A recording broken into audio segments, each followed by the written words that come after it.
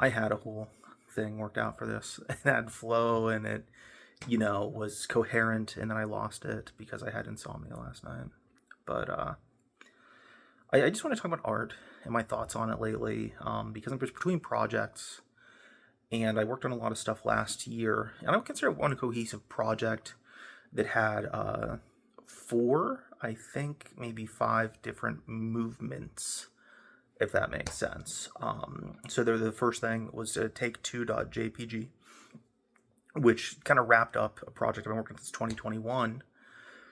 I guess it's currently untitled. It's a timeline project on my website where it's updated over time, and then there was some live writing recordings and stuff.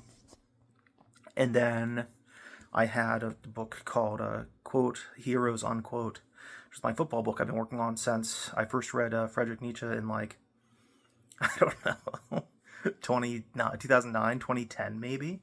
It's changed many times, and I worked on that a lot last year. I wound up scrapping pretty much all of it, except for some little pieces that wound up in RE acting, which is just its own thing. It's comprised of a lot of different works. And then after that, I had somewhere in between, because these were written, it was RE acting, then Take Two, then the football book. Then I did the book reading in my apartment that went through all these projects up until RE acting and some of that. And then after that, I released most recently something called Art of Fiction that had many titles. So I worked on that around this time last year a lot. And I consider that all one cohesive narrative thematically. And those all have intertextuality. And I think there's a coherent vision amongst them all. And it's all themes of masculinity and aggression and very exaggerated, animated type emotions that were overblown and over the top. And I want to move away from that and do something. I want to do something probably very feminine and deals with female characters and their struggles, because I got really sick of writing about piece of shit men, so I want to write about piece of shit women now. Because I want complex characters. I want characters that are challenging and conflicting. And when I say characters, I don't necessarily mean like, Audrey or, I'm trying to think of names that aren't anybody that I know. Ned at the hardware store. A lot of like RE acting. It's acting is in the title. It's performance art. A big thing I did in 2024, I started running a lot. I was running like 10 miles a day. Not 7 days a week. I think it was 3 to 4 days a week, depending. It was kind of, I forget. But I had it worked out. And that was a big part of the theme of the football book. And then, the social media posts. I went off social media a long time ago, since 2023. But then I thought, well, I could use this kind of as a platform, a billboard, to lead up to these projects and hint at them. And so I kept it up for a bit until that was all done. Now I'm pretty much off the grid, which I like. I've learned a lot about myself this year, that I'm not really fit for this modern world of almost like everything's Amazon now. You shop for people on dating apps like it's an Amazon shopping list. You get to know people based on how they market themselves, like a brand. These little advertisements on your timeline for a person and their life. And I don't relate to it. It's not what I love about people. It's not how I like interacting with people. And I would say it's unhealthy for me, but I don't think it's healthy for anyone. So, I do a lot of photography. A lot of kind of weird photography. It's kind of Ansel Adams inspired. And also inspired by, it's kind of weird, the single artwork and album artwork for a musical artist I like, Haylog. There's a lot of interior, so it's like interior shots. It's really close up on stuff, and trying to find things that look like they might, like pieces of like the door frame in my house. But one little part of it looks like a little face, and I think that's funny. So it's very claustrophobic. It's very like up close on stuff or odd angles of very common household things. But then it's in like this like very Ansel Adams kind of black and white type filter. And I like that. So I share that sometimes on Snapchat, or just what I'm working on, like a draft of something. But what I really want to talk about, because I'm talking late, it's been 5 minutes already, is just my thoughts on modern art. Because the novel, I just looked it up. There's no like 1 year, but we'll say the 1700s at least. The novel has been around, and I think literature is Book Talk's a thing. BookTube is definitely a thing. TikTok, social media, doesn't even work on my phone. I don't have the option to use it. It seems cool, I guess. I don't know. But I can't use it because my phone just glitches out and it doesn't open. But we're moving forward, whether we like it or not, in technology. We could love, the old bookstore. That was like Beauty and the Beast. And it's magical. And it's just, we love antiques. We love used books. We love um, just, classic literature, without repeating myself. That's kind of inherent to literature, but I also think it's time to start pushing boundaries. I've been thinking about it. It's like, well, why does a work of art have to be confined to the framework of a canvas? Why are we limiting ourselves? Why are we limiting ourselves? Like artists on social media have to talk this way. In a YouTube video, you got to be this way. And a book, it has a beginning, a middle, and an end in that order typically, unless it's explicitly trying to do a Pulp Fiction type thing, and it have to be very clear about that. You don't want to confuse anybody. And we love these tropes. Is it a series? What genre do you write? Oh, it's fantasy, so it's 800 to 1,000 pages? If it's your debut, it's probably 600 to 800 pages. But if it's book 2, it's probably 800 to 1,200. What tropes do you do? Do you do the friends to lovers? Or, I'm sorry, enemies to lovers? Do you like this or that? And it's all just, I'm old, so I use the term hashtags. But it's all, it's all tags. It's all keywords. And it's not how I feel about writing. It's, if art's supposed to be a reflection of life, life is messy, it's chaotic, it's always changing. And to me, literature is just so stagnant. Everybody is so concerned with fitting into this norm that we've created, that I understand. And I'm not trying to be critical of people for this. Everybody wants to be accepted. I want to be. My football book, I worked so hard. I cared so much about a release event. I wanted it because, to me, and this is kind of the end of the book too, what that represents for me is, I felt like if I could write that book the way that I wanted, and I couldn't write the book the way that I wanted. That's what I scrapped at the end of 2024, and then I rewrote it in 25 very differently. If I could put this work out the way that I see it in my head, maybe people will understand that the weird mess of a person that I am. They're like, wow, this is this is like Van Gogh. Like, when you're in his time and you see it seems crazy, but then oh my God, this beautiful work of art exists now because of this human.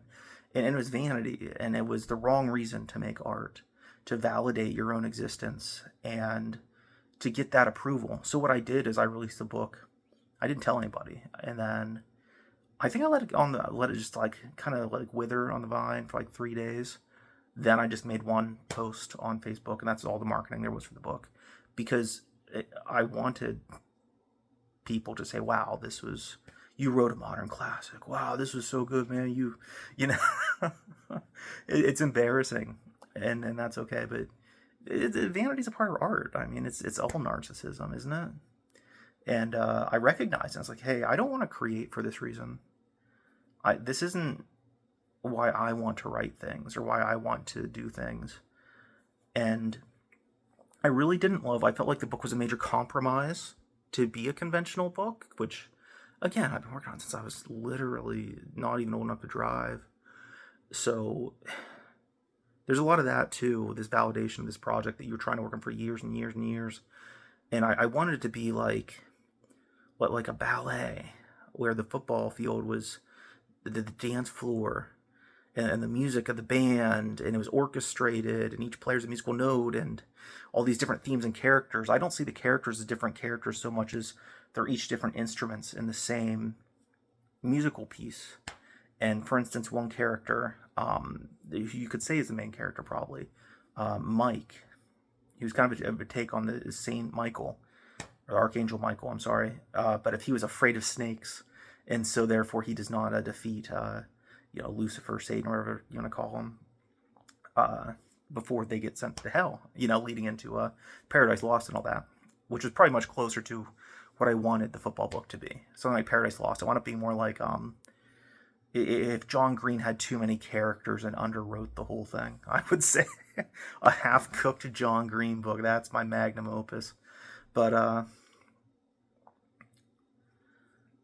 he's all aggression and anger and mean and says offensive things and he's rude and it's like, is this kind of a one-dimensional character and it's a flaw and a bug, maybe, or is feature and a flaw maybe? Because yes, and I worry that was an issue, but I also think that the counterpoint would be Lance, who is the only character that I think I gave any race description to, where he's black, he's dark skinned, and it's yin and yang, and Lance is very sensitive, and probably doesn't stand up for himself enough, and he cares too much about other people, and the different love interests and the love, I don't even know what you call it. It's not even really a triangle. It's like a 6-pointed star or something of different people, and it doesn't work out for anyone. And really, I don't see it as like, oh, it's all these characters divorced from each other, all these 1.5 dimensional characters. It's actually, to me, it's fragmented parts of the same soul, which is the book, if that makes sense. The book itself is a psyche. The field is a presence. The characters Scott and Patty are the same, yet they're different. There's a lot of stuff like that. And I don't know if it worked.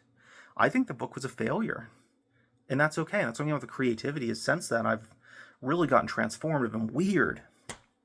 And the last thing I put out, Art of Fiction, it was going to be a photography book with writing, and they're together. And then there was different chapters. RE acting. That largely, there's a fake track list. I call it a track list. It's a fake chapter list at the beginning of the book as a fake title on the front cover. And then as you read through the book, you get the real titles because the whole book is about acting. It's masking. You're pretending to be someone. I'm pretending to be this parody of, it was really, what's his name? F is for fake. Orson Welles. An Orson Welles type character. And a poor impression of somebody drunk trying to be Orson Welles or Ernest Hemingway and making a fool of themselves was kind of the joke character of a lot of that book. But then also there's, in the avoidance, it also shows vulnerability, was what I was trying to struggle with. It was like, try to reveal by pivoting, which I guess is inspired a little bit by The Catcher in the Rye and how, I was going to Margit. Yeah, Catcher in the Rye, starring the first boss in Elden Ring. I don't remember Holden, how he talks, and where he doesn't want to talk about something, says more than what he says a lot of the time. It was kind of an attempt at something like that, and then RT Fiction. I didn't realize that RE acting, RT Fiction, but I was keeping pieces in the work that I think I kept because I liked the title. I thought, look, thematically, this title is necessary, or this photograph that goes with this piece is necessary, rather than does this fit what I'm trying to do. So what I did was I said, no chapter titles. You're not allowed to do that. You're too precious about it. You care too much, and you're unwilling to kill your darlings. So no more chapter titles, and no photography. And I gave myself 5 minutes to edit the whole thing together. And I treated it like a DJ basically. Like you can sample. I mean, there's plays, screenplay type things that I was taking from that I'd written for it. I don't use the word poem. I don't think of it as poetry, but other people probably describe it that way. Whatever. Something along those lines. Short stories. Pieces that are just kind of imagist, where it's like, I just want to like paint with words. I can't paint, but I can paint with words. I can't play music, but I can play music with my words, that kind of stuff. And throw it together and make it a journey. I want this to be an art gallery where none of the pieces are titled and you just walk through it. It's just a series of hallways and you're just looking at the paintings on the walls and there's this music playing. And I edited it together in 5 minutes, the final draft. It's called Art of Fiction Hell Edit, I think. There's a Heaven, Purgatory, and Hell that I've been working on 2024 version of this work. And because things didn't quite work out in 2024, because I'm a failure, I had to go with the hell edit.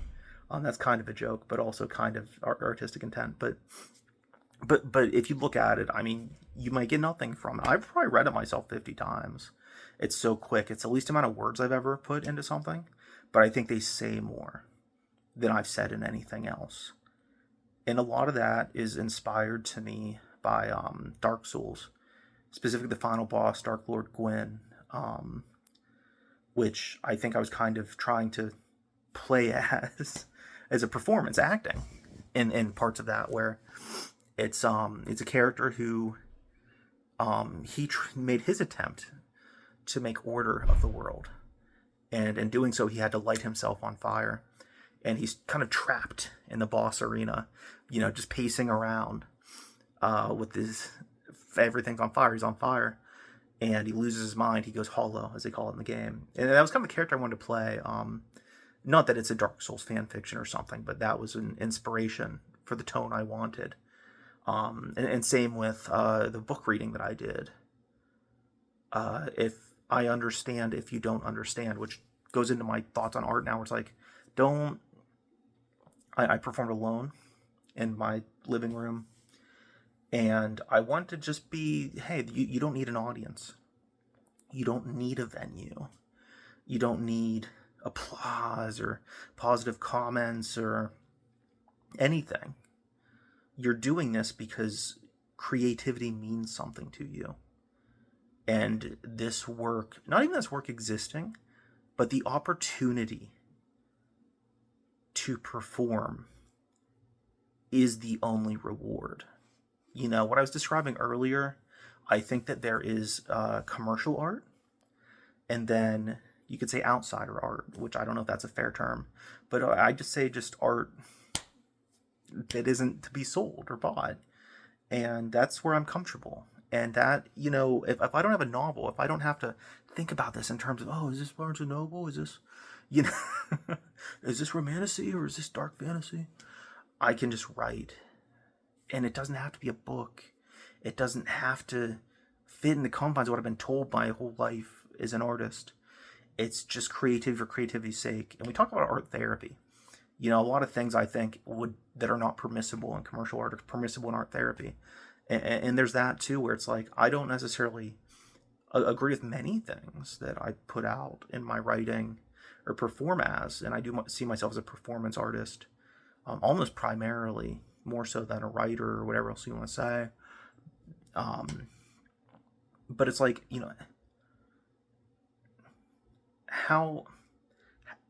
how can I write something meaningfully even if I don't mean it? Maybe I don't feel this way, but if I did, how would I write it? Kind of like Taylor Swift writing like folklore, where it's like different, like kind of short stories almost that she's embodying. Lots of, a cooler example, but whatever. Taylor Swift's better than Bruce Springsteen. I love Bruce too, but sorry, she's goated. Nebraska, Bruce Springsteen's Nebraska album, which is phenomenal, 10 out of 10 album. What he did in that, where it's like, you could cry listening to some of those songs. It seems so real and raw. He wasn't a police officer who had a criminal brother. I don't think he's ever been on death row. And that's kind of how I want to write. Because I don't think I want to explore different feelings without judgment. I'm severely OCD, and some stuff that happened last year has caused my entire 2025 to be trying to manage my OCD, and it's kind of transformed phase 2 of the boss fight, and so I've had to learn new skills to function. I mean, I hate saying it, but that's true, and it's been a real challenge, and some days are successes, some I could improve on, but one thing that's really helped me very recently that I've heard about is basically total acceptance. Where a big thing with OCD is it's guilt. I think about every joke I've ever made that didn't land, every argument that I've ever been in that maybe I was in the wrong, and that I was in the wrong, and no maybe. Mistakes in relationships, friendships, just stupid stuff you've done, if I studied more for this test, whatever. Obsessively. I mean, it's all the time. That's the thing with OCD is you you almost can feel every moment of your life as though it's happening in that moment. I don't know how to explain it. That's at least how it is for me. Um, I can think about stuff from my childhood, and it feels like it's happening in this moment. It's so raw all of the time. And this concept of just radical acceptance is just, it's like, yes, I made this mistake, and I own that, and that's a part of who I am, and I've learned from it, and I can grow from it. I might have told a lie. That doesn't make me a liar. Nobody's a liar. Honest people, well, there's no such thing as honest people either, but sometimes people tell the truth, sometimes they lie. That doesn't define their entire existence. This one moment in 90 years of life. And that's the thing with my art too, where, you could say it's art therapy, where it's like, just create without judgment. Don't imagine this being sold by some agent in New York or LA. Don't imagine this on a bookstore shelf. It's more like dreaming, And with that creativity, it's like, well, your dreams don't have this structure. They might, but they don't have to. Of a 3-act, beginning, middle, and end, or whatever. They're not made to be adapted into movies, but they could be. Some of my stuff has been just dream journaling, basically, or has inspired something that went on to be something more. But that's how I feel my art now. It's like, well, I'm not really trying to market things. I'm not trying to sell something or impress anyone. And I hope people like what I do. I would love to get those compliments that I shouldn't, go for, so to speak. I try to remove myself from all that, but it's really just, at this point, it's just kind of like dreaming. The football book, for instance, I was really struggling to write it in 2024, and I wrote it I was writing 8 hours a day. In 24, I was running all the time. I was lifting weights pretty consistently, but then I was also I read War and Peace in 3 days or something stupid. It was ridiculous. I read 1,000 pages of that in one day. I read Ulysses on Bloomsday, front to back. I was writing obsessively, and I just couldn't make the book work. And the reason I was able to write the football book this year was just it wasn't my book anymore. It was the characters' book. I wrote it for them. I felt like I was the school counselor, and these characters were coming in and telling me about their experience on this night, or the school year leading up to this night of the homecoming football game. And I just listened, and I just wrote down the different perspectives. And then there was no more knocks on the door. And I could have kept writing, but it would have been a lie. It would have been dishonest work. And so that's why the book's as short as it is. I want it to be twice as long, but I wrote as long as the characters had something to say. And it is their book. I think that's the reason I struggle with it, is it's not my book. It's not a book I would necessarily read. It's not a book that I would want to write. But that's the book that's true to these characters. And, right now I'm between projects, and some of it's very, very, very postmodern. Some of it, I wrote quite a bit for one a week or two ago, and I think I'm describing this as too satirical. I don't want to write satire. I want to write genuine, visceral emotions. I want to be embarrassed. I want to get out of my comfort zone. There's stuff in art of fiction I think so embarrassing. I get douche chills when I think about people reading it. And that's good. You should fail. That's just a part of the process. You should write stuff that Jesus Christ, what was I thinking? You should try on different costumes to see okay, maybe this character's not my wheelhouse. Maybe this kind of writing isn't something that I can do. But there's no shame in trying different things. But right now there's a project that I've worked on a very long time. It's 2016. It's very weird. It's very comedic. But it's based on the literary agent that was really the only one I ever wanted. I can have one-itis, where there's one literary agent. I was like, this is the coolest literary agent ever. If it's anybody else, I don't even know if I want to publish my work through them, because it would just feel like a compromise. And to this day, that's kind of true. I mean, there's cool literary agents, I'm sure, but I just haven't seen anybody that's like, yes, this is so cool. I know a literary agent will work with me, and that's totally fine. I don't who would work with an artist who's like, yeah, I don't care about money. I don't want to make money off my work. I just want freedom of expression. I just want to be able to dream while I'm awake. But the character's kind of loosely based around this person and some other people. I'm very inspired by Book Talk, and I don't want to say too much because I haven't quite found it yet. I'm still, in the cave, the dark of the cave, without any light, just feeling my way around the cave walls and seeing like, okay, maybe this works, maybe it doesn't. I'm not saying I'll actually write it, but it's kind of a mix of a conventional book, a postmodern work, and then just crazy, weird experimental art all in one, which I like. But again, who knows? But right now, there's just no knocks on the door, and that's cool. That's okay.